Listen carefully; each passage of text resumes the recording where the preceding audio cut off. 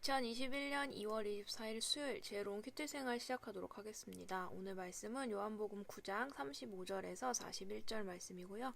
고등부 운동원들은 보내드린 카톡 이미지 참고하시면서 함께 말씀 나누면 좋겠습니다. 예수님께서 바리새인들이 회당에서 그 사람을 쫓아냈다는 소식을 듣고 그 사람을 찾아 말씀하셨습니다. 너는 인자를 믿느냐? 그 남자가 대답했습니다. 선생님, 인자가 누구신지 말씀해 주십시오. 제가 그분을 믿겠습니다. 예수님께서 그에게 말씀하셨습니다. 너는 이미 그분을 보았다. 지금 너와 함께 이야기하고 있는 사람이 바로 그 사람이다. 그러자 그 사람은 주님 제가 믿습니다 라고 말하면서 예수님 앞에 무릎을 꿇었습니다. 예수님께서 말씀하셨습니다. 나는 심판하러 이 세상에 왔다. 보지 못하는 사람들은 보게 하고 보는 사람들은 보지 못하게 하기 위해서이다. 예수님께서 이 말씀을 하실 때 거기서 이 말씀을 들은 바리새인 몇 사람이 예수님께 물었습니다. 우리도 앞을 보지 못한단 말이오? 예수님께서 대답하셨습니다. 너희가 앞을 보지 못하는 사람들이라면 죄가 없겠지만 지금 너희가 우리는 본다 하고 말하니 너희는 아직 죄가 있다. 아멘. 예수님은 바리새인이 회당에서 예수님께 고침받은 전에 보지 못하던 자를 쫓아냈다는 소식을 들으시고 그 사람을 찾아가 물으십니다. 너는 인자를 믿느냐? 바리새인들 앞에서 고백했던 예수님은 하나님의 아들이시다라는 고백을 넘어서서 주님을 향한 개인적 신앙의 결단을 요구하신 것입니다. 예수님의 이 질문은 그의 육적인 눈, 이성적인 생각뿐 아니라 영적인 눈까지 뜨게 해주시기 위함이었습니다. 예수님의 질문에 그는 대답합니다. 인자가 누구십니까? 제가 믿고자 합니다. 그는 이미 준비된 상태였습니다. 예수님은 그에게 지금 너와 함께 이야기하고 있는 사람이 바로 그 사람이다 라고 말씀하시며 자신이 누구인지 알려주셨고 그는 주님 제가 믿습니다 라며 무릎을 꿇고 예수님을 경배합니다. 예수님을 하나님이 성경을 통해 약속하신 구원자로 고백하고 인간의 몸을 입고 이 땅에 오신 하나님의 아들로 믿는 것은 쉬운 일이 아닙니다. 물론 예수님께 고침받은 이 사람도 처음부터 이런 믿음과 신앙을 가졌던 것은 아니었습니다. 빛 대신 예수님을 만나 처음 눈을 뜬 후 그는 점차적으로 예수님에 대한 이해가 자라나게 되었습니다. 바리새인들과의 대화는 이 일에 큰 역할을 했죠. 예수님에 대한 이 이해는 예수님을 다시 마주하며 결국 예수님을 하나님이 보내신 구원자로 주님으로 인식하고 신앙을 고백하며 예배하게 만들었습니다. 전에 보지 못하던 자는 육적인 눈을 뜬 것은 물론 영적인 눈 또한 밝아져 주님을 주님으로 알아보고 믿음으로 최고의 복을 받게 된 것입니다. 예수님은 이 땅에 빛으로 오셨습니다. 세상을 심판하러 오신 것이 아니라 세상의 빛을 비추시기 위해 오셨습니다. 하지만 빛 대신 예수님을 거부하고 여전히 어둠 가운데 머무르려고 하는 사람들이 있습니다. 오늘 말씀 속에서는 바리새인들입니다. 예수님을 만나 전에 보지 못하던 자가 보게 되고 영적인 눈을 뜨게 된 이후에도 여전히 같은 주님을 바라보면서도 주님을 거부하는 바리새인들에게 예수님은 심판을 선언하십니다. 이 심판은 그들이 선택한 것이며 빛을 거부한 선택 그 자체가 이미 심판입니다.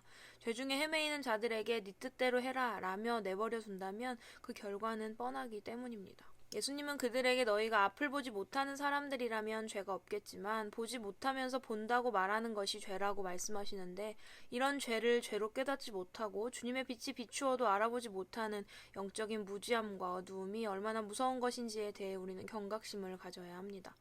오늘 예수님이 말씀하시는 보지 못하면서 본다고 말하는 자가 바리새인들과 같은 자가 혹시 나는 아닌가요?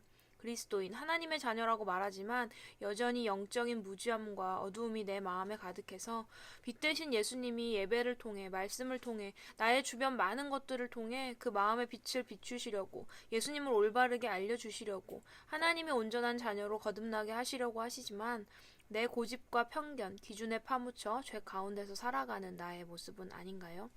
빛 대신 주님을 알고 그분을 섬길 수 있다는 것이 그분의 자녀됨이 얼마나 큰 영광인지를 다시 한번 기억하고 감사하는 오늘이 되었으면 합니다. 말씀을 마주하는 나의 삶에 주님에 대한 이해와 믿음, 그리고 그분을 향한 헌신이 빛 가운데서 더욱 풍성해지고 있나요?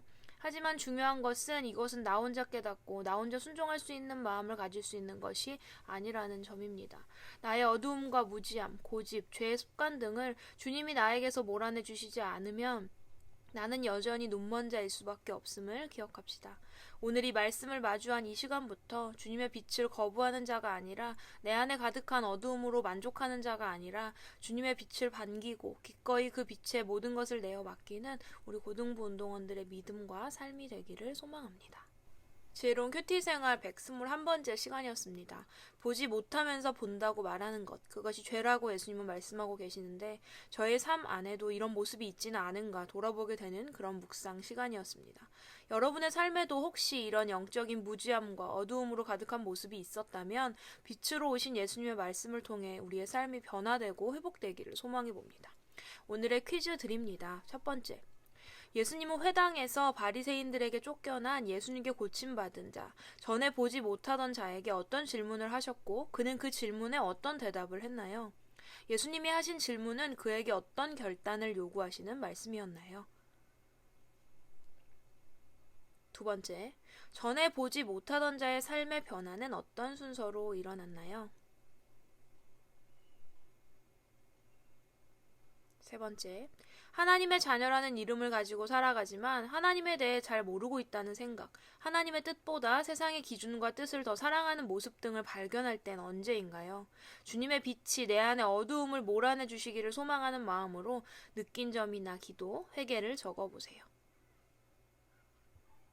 우리는 내일도 지혜로운 큐티 생활로 함께 만나도록 하겠습니다. 샬롬.